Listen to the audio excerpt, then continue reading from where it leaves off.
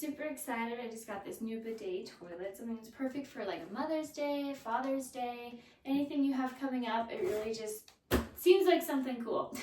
I'm excited to install it. Let's go ahead and do just that.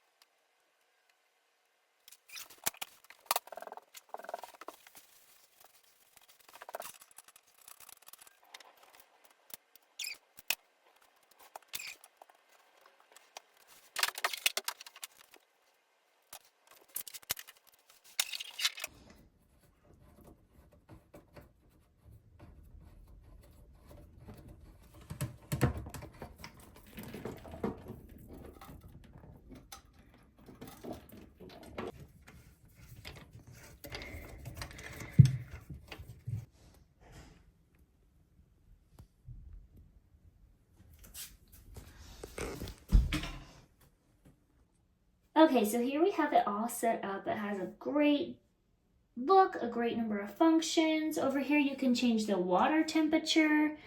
Here's that button, as well as the seat temperature button. So just to show you, this is a sensor, so when I'm sitting on it, this will start to go, and when you push your button forward, I'm gonna block it, but this comes out, as you can see, and then will spray